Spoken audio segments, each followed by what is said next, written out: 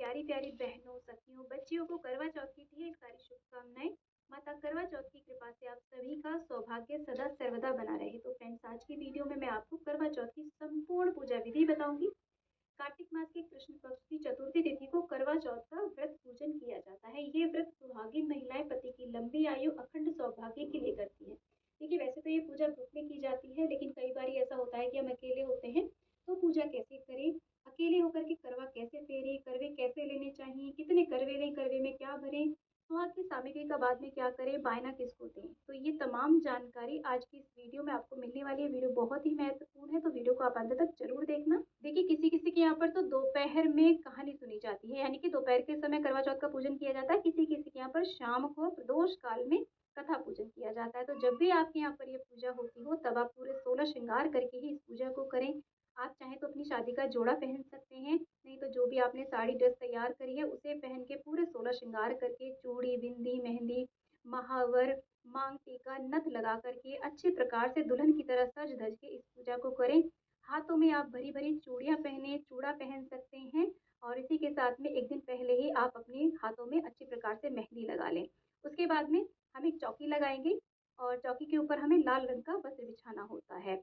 करवा चौथ माता की ऐसे कोई तस्वीर ले सकते हैं, और अगर आप तस्वीर नहीं ले रहे हैं तो कैलेंडर भी ले सकते हैं। कैलेंडर हमें हर साल नया लेना होता है, तस्वीर है तो तस्वीर को आप हर साल उसी तस्वीर को यूज कर सकते हैं। हमारी तस्वीर में गणपति महाराज दिए गए हैं, तो यहीं पर हम इनका पूजन कर लेंगे, क्योंकि जो चौथ की तिथि होती है ना, गणेश भगवान को समर्पित तिथि होती है, तो इसमें गणेश जी का पूजन हमें जरूर करना होता है। तो ऐसे चौकी के ऊपर करवा चौथ माता की तस्वीर हमने विराजमान कर दी है। उसके बाद में माता को हम लाल रंग की चुनरी उड़ा देंगे। तो ऐसे हमने चुनरी उड़ा दी है।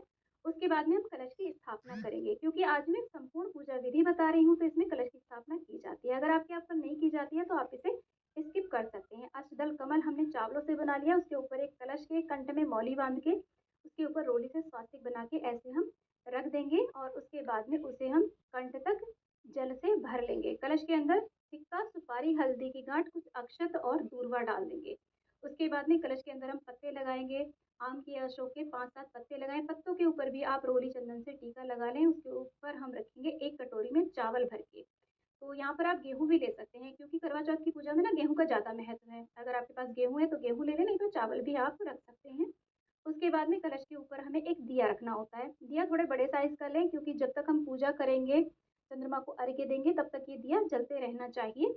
तो बड़ा सा दिया हमने रख लिया है, देसी घी का या तिल के तेल का आप दिया ले सकते हैं। उसके बाद में एक हम मिट्टी का करवा लेते हैं। ये जो करवा है, करवे में छेद होता है, और उसके अंदर हम लगाते हैं ये सरे की सीकें होती हैं, 4-4 सीकें लगती हैं ये। तो जो मिट्टी का करवा होता है ना, वो सबसे ज्यादा शुभ माना जाता है। इसके अलावा अगर आप धातु का करवा यूज करते हैं तो हर साल आप उसी को यूज कर सकते हैं। अगर मिट्टी का करवा लेते हैं तो हर साल हमें नया करवा लेना होता है। करवा जब हम लेंगे तो साथ में उसका ढक्कन भी हमें लेना होता है। करवे के अंदर हम ऐसे जल भर देंगे। आप चाहें तो इसमें चांदी का सिक्का या अंगूठी भी डाल सकते हैं, क्योंकि इससे चंद्रमा का पूजन किया जाता है। करवे के ऊपर भी हम ऐसे कुछ ना कुछ मीठा जरूर रखेंगे, इसे हमें खाली नहीं रखना है। उसके बाद में हम ऐसे करवे की जो टोटी है ना, मुंह इस तरीके से करवा चौथ माता की ओर करके हम करवे को ऐसे रख देंगे। उसी के साथ में एक और करवा लिया जाता है। ये करवा आप मीठा करवा जो होता है ना, खांड वाला, वो भी ले सकते हैं, या फिर मिट्टी का भी ले सकते हैं। ये दूसरा करवा पार्वती माता का होता है। तो इस करवे को हमें दान करना होता है, तो ये मीठा खांड का भी ले सकते हैं या फिर मिट्टी, इनमें से कोई एक करवा हमें लेना होता है। इसके कंठ में भी हम मौली बांध लेंगे। देखिए, मिट्टी का जो करवा हमने लिया है, चाहे तो आप डेकोरेशन वाला ले सकते हैं, या फिर सिंपल जो आते हैं ना करवे, वो भी ले सकते हैं। क्योंकि हमारा डेकोरेशन वाला है तो उसकी कंठ में हमने मौली नहीं बांधी है, लेकिन खांड वाले करवे के कंठ में मौली बांध देंगे। इसे देखिए, इसके अंदर खीर बताशे भरे जाते हैं, आप मेवा मिश्री आदि भी भर सकते हैं, यानी कि इसे खाली नहीं रखा जाता है। इसे हमने खीर बताशे से भर दिया है। इसको भी हम माता रानी के सामने ऐसे रख देंगे।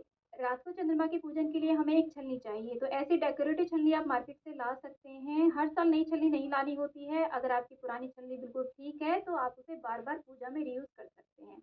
करवा चौथ की पूजा में गेहूं का बहुत ज्यादा महत्व होता है। अगर आपके पास गेहूं है तो आप थोड़े से गेहूं किसी कटोरी में या बर्तन में भर के पूजा में जरूर रख लें, और गेहूं नहीं है तो आप चावल का प्रयोग भी कर सकते हैं। इसके बाद में गणेश भगवान का, माता करवा चौथ का ध्यान करते हुए ऐसे हम कलश का दिया प्रज्वलित कर लेते हैं। उसके बाद में एक लोटे में हम जल लेते हैं, और फूल की मदद से सभी पर जल का छींटा दे करके हम सभी को स्नान का भाव करा लेते हैं। तो ऐसे आप अकेले रहते हुए भी पूरे विधि विधान से करवा चौथ का पूजन कर सकते हैं।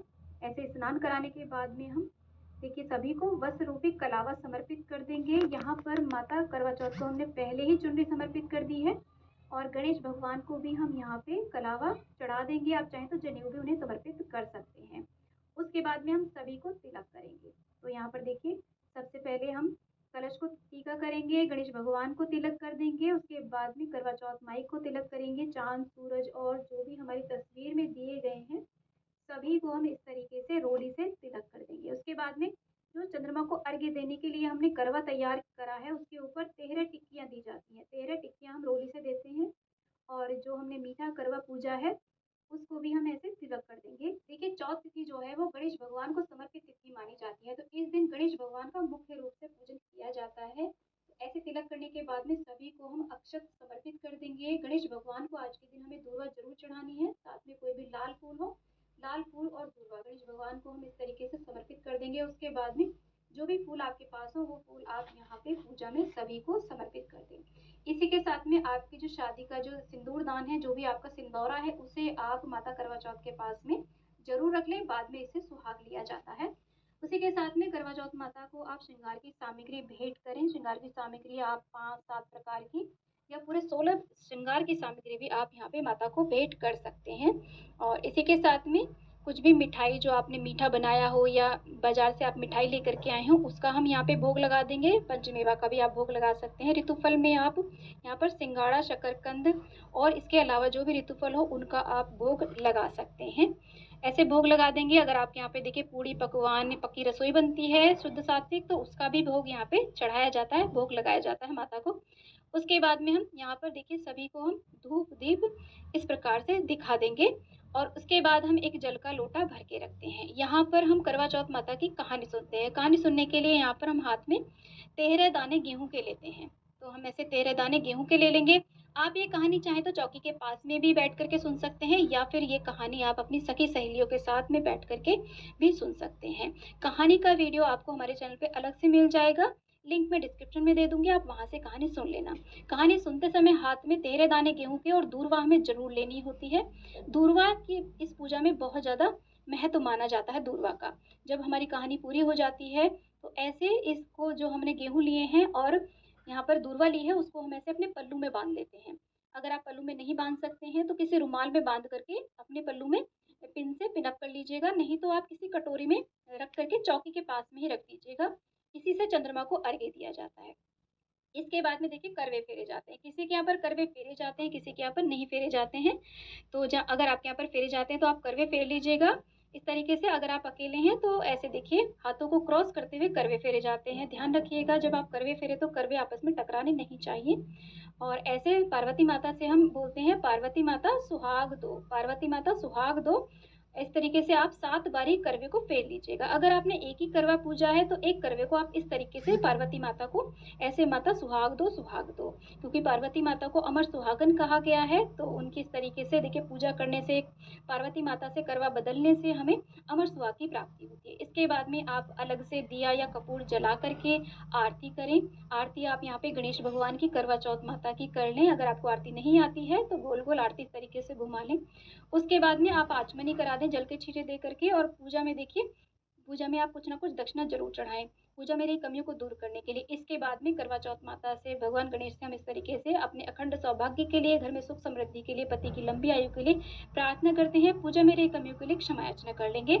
इसी के साथ में देखिए जो भी हम अपने सौभाग्य के लिए, सुहाग के लिए व्रत करते हैं उसमें बायना पूजा जाता है। संतान के लिए भी यदि हम व्रत करते हैं तो भी बायना पूजा जाता है। बायना में आप साड़ी, सूट कुछ भी पूछ सकते हैं। साथ में श्रृंगार की सामग्री आप यहाँ पे चूड़ी, बिंदी, मेहंदी, बिछिया जितना भी देना चाहें श्रृंगार की सामग्री भी आप यहाँ पे पूजें। और साथ में कुछ ना कुछ दक्षिणा रखी जाती है।